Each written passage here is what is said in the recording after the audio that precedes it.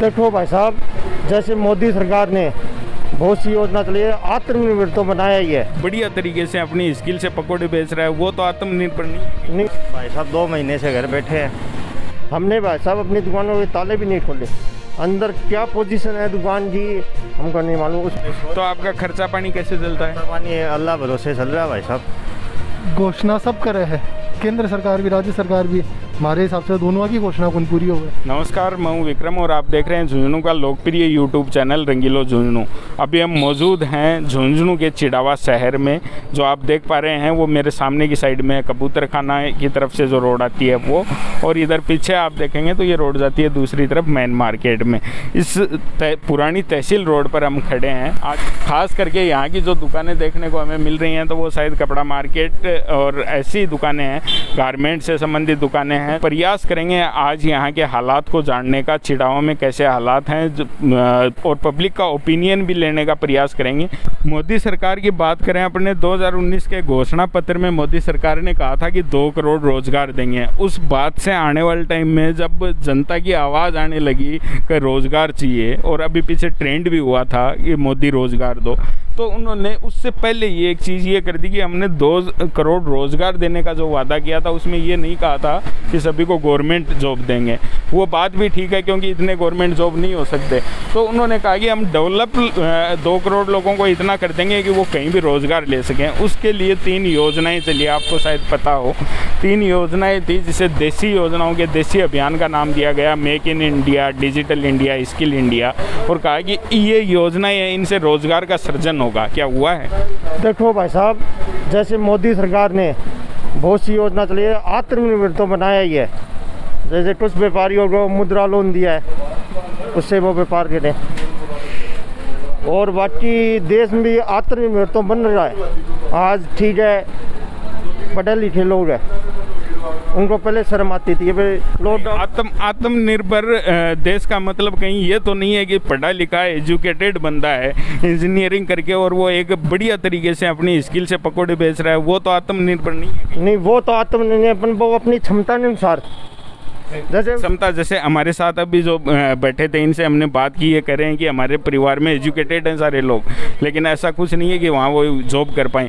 दूसरी चीज़ मैं आपको एक ये बात बताऊँ कि एजुकेशन का मतलब सिर्फ ये नहीं कि वो जॉब, और वो भी सिर्फ गवर्नमेंट सर्वेंट ही हो, प्राइवेट कंपनियों में जॉब कर सकता है। लेकिन आज के दिन हालात ये हैं कि जो लोग प्राइवेट काम कर रहे थे वो भी अनएम्प्लॉय हो गए हैं, कंपनियों ने उन्हें निकाल दिया है। तो ये आत्मनिर्भर की यही तस्वीर है। ये तस्वीर नहीं है। अगले में कैपेसिटी है तो गवर्नमेंट तो साथ दे रही है। लोन लो, अपना कुछ बनाओ, उसको विकसित करो। आपने जैसे आपकी भी कपड़े की दुकान होगी? हाँ, मेरी भी कपड़े की दुकान है। आपने मान के चलते हैं, जैसे भी आपकी स्थापना अपने दुकान की, लेकिन फिर भी अपन ये मानते हैं कि चलो आपने एजुकेटेड थे, नौकरी नहीं मिली, आपने जो योजना थी उसके अधीन लोन लिया, दुकानें खोली।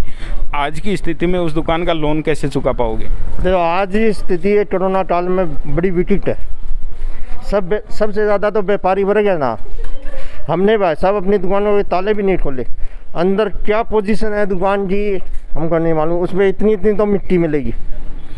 किसी दुकान पे चूहे की प्रॉब्लम है तो उसको और ज़्यादा नुकसान होगा। जैसे हम बात ये कर रहे थे कि अब ऐसी स्थिति में अगर इस स्थिति से निपटना है तो आपके पास तो जो भी था, आपने अपनी पूंजी लगाई, गवर्नमेंट से लोन लिया, सारी चीज़ें करके, और आपने अपना बिजनेस चालू किया। वैश्विक महामारी है, अपन सिर्फ अपने देश राजस्थान की बात नहीं कर रहे, अपने शहर झुंझुनू या चिड़ावा की बात नहीं कर रहे, हर जगह है। लेकिन इसमें जिम्मेदारी तो देश और प्रदेश के मुखिया की बनती है कि वो कुछ करे। तो आज जो पेट्रोल के दाम हैं, पेट्रोल के दामों की बात कर लें, पेट्रोल के शतक से ऊपर पेट्रोल के दाम चले गए, तो ये कहीं ऐसा तो नहीं है कि मोदी सरकार ने जो करोड़ों हज़ारों करोड़ रुपए का जो राहत पैकेज दिया था उसकी वसूली हो रही है? देखो, ये तो भाई साहब इकोनॉमी है ना, शास्त्री बता सकता है।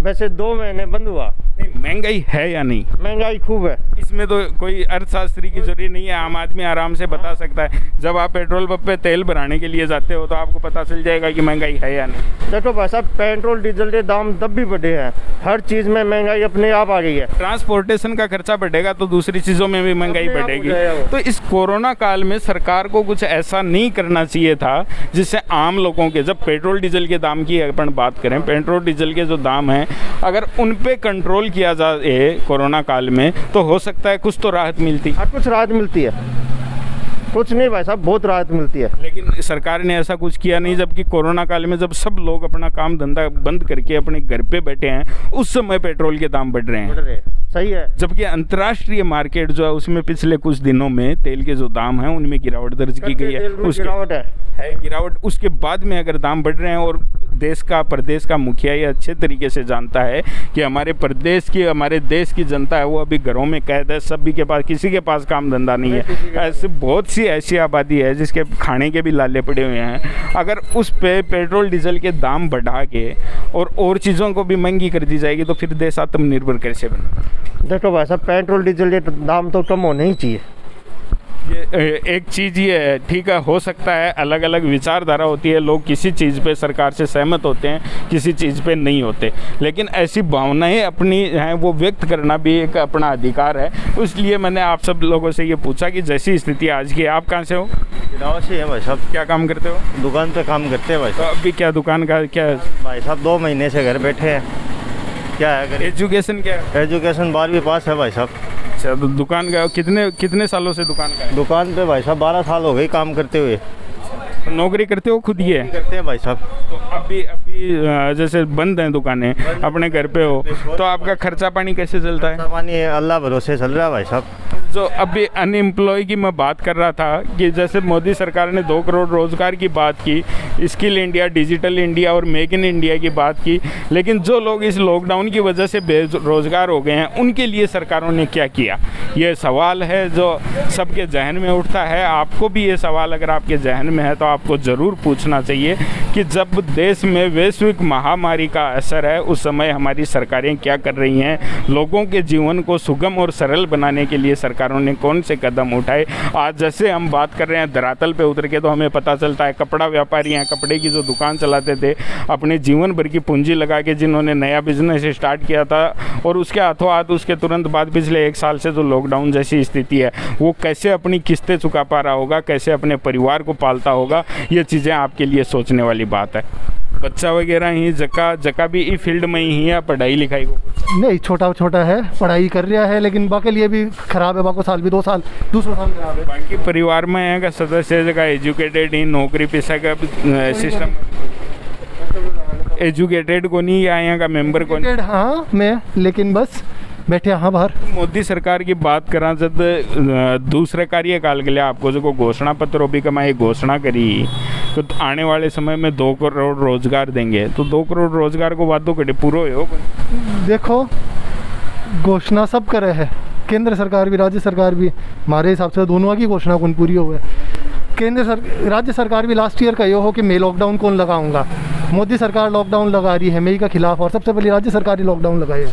और एक यह चीज़ क्यों कौन समझे कि खाली एक दुकानदार गए 10 आदमी और भी परेशान हो रहा है, बाकी फैमिली भी है, बाको लेबर भी है। ये लोग लेबर खाली एक मजदूर वर्ग में क्यों माना है? जो एक दुकानदार का आदमी काम करे है वो भी तो लेबर है। कपड़े की दुकान है भी कमा कोरोना कहीं से पहले कपड़ों कटे इन्फेक्शन है, कपड़े से, जूता चप्पल से, ज्वेलरी से, यह सब फैले है कोरोना, बस कौन फैले है।